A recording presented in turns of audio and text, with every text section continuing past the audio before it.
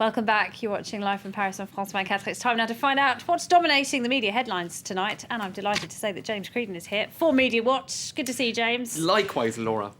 Watching the football earlier, were you? Well, with one eye and watching the computer with the other, you know, the same as yourself, trying to multitask. Multitasking. Now, it's France versus England, of course. Yes. A high-profile match, and it's bringing to the fore, obviously, some old rivalries, some cross-channel You could have cut enmity. the tension in the newsroom with a knife. Absolutely. France 24 Divided English. it down the middle. Right. And hashtag France Angleterre was one of the top trending topics on Twitter this afternoon. And you had very imaginative tweets such as this one here, which is actually the French national anthem, if we can pull it up. Allons, enfants de la patrie. That was... They have a nicer national anthem, I think, than the English. They do indeed. British And, dirge, isn't it? yes, what else did we have? There was this one then. A lot of slagging back and forth and nationalism, as you would This is expect. what Twitter is for, is it not?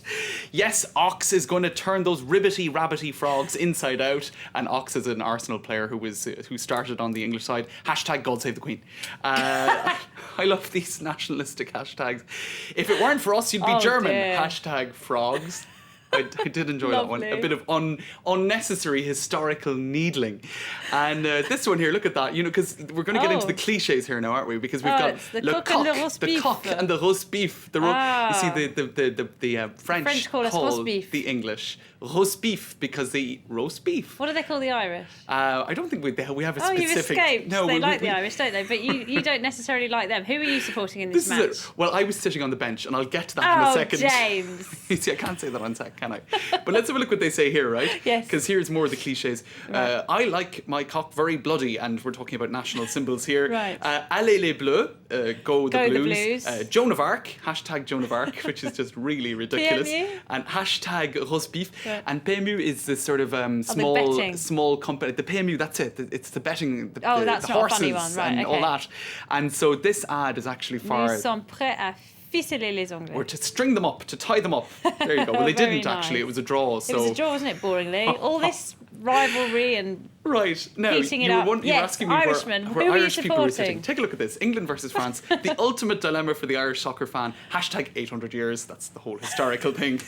We weren't always very good friends. Sweep that And under the carpet. Hashtag Thierry Henry, because of course... Much more serious. Much Handball. more serious. He handballed during the France-Ireland match back for the World Cup qualifier last year. Kicked you out of the, That's right. the World Cup, didn't and they? it wasn't spotted. So there you go. A lot of bad feeling there still. So people remembering that in hashtag form. But you're still not going to tell us who you were supporting, are you? I was supporting. I'm not going to say. I Go can't on. say. He wasn't even watching. Go on. It depends on who I'm talking to.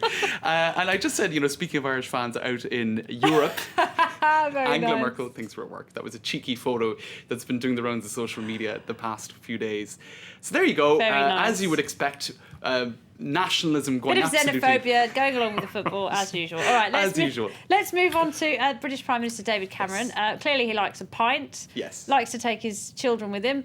Out to the Accidentally pub. forgot to bring one of them home. Whoops. Out to the pub at Checkers. What was he drinking? What was he drinking? How many was he drinking? This was headlines all over the British press today. The Sun clearly, Oh, dear, but even though they're they're not, loving the Sun tends to support the Tories lately. But PM left daughter aged 8 down the pub.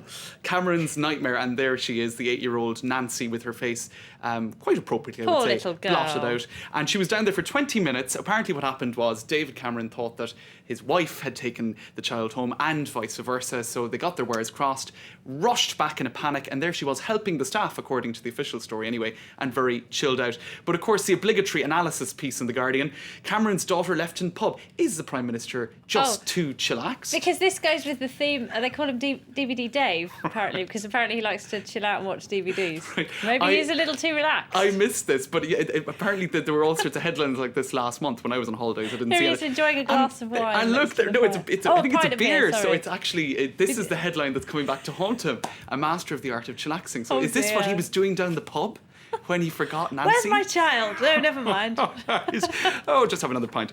And look, this is the kind of stuff that you were finding on Twitter then. You can't leave a kid in the pub. She'll have to listen to the sort of things people say about David Cameron the minute he leaves. And he's a very controversial comedian, isn't he? He says much ruder things than that sometimes. Right. Can I just say, my dad used to take me to the pub same pub? No, not the same pub. Okay. He used to cycle with me in the basket on the back and would regularly prop me up outside and go and have a couple of pints. But he never forgot me. You say, well, this is it. So I'm not sure. Yeah, David Cameron himself could have a good natter about. And I did get a packet of crisps. About the pitfalls of parenting.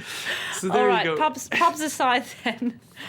You got one more on the pubs, have you, or you're done with the pubs? I think we're done with the pubs. I was going to talk about French politics, which might be... let's end with a bit of French politics. You might need a pint after this. Absolutely, just to cheer things up. Right. So we had the presidential election, of course, right. And the parliamentary elections were this weekend. The Socialists did pretty well this time around as well.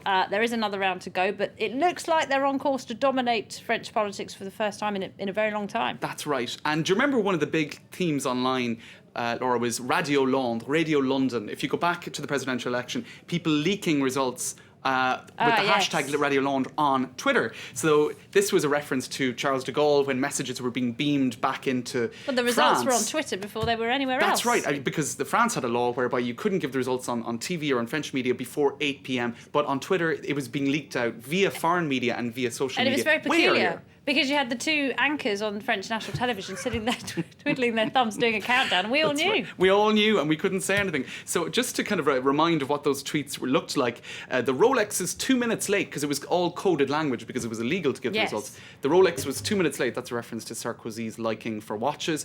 And what I suppose the point I'm trying to get to is this time round for the parliamentary elections, it just didn't work out that well, because there wasn't as much interest in the parliamentary elections a few weeks after the much more important, more high-profile presidential elections. So it failed, actually, as a means of getting the message out there. And people have just got bored of it, haven't they? They did. I think people were more interested in Rafael Nadal. There was actually this headline yesterday about how in the French Open, when people were asked, what is the other big event of the day? And you can look at the whole video the whole way through.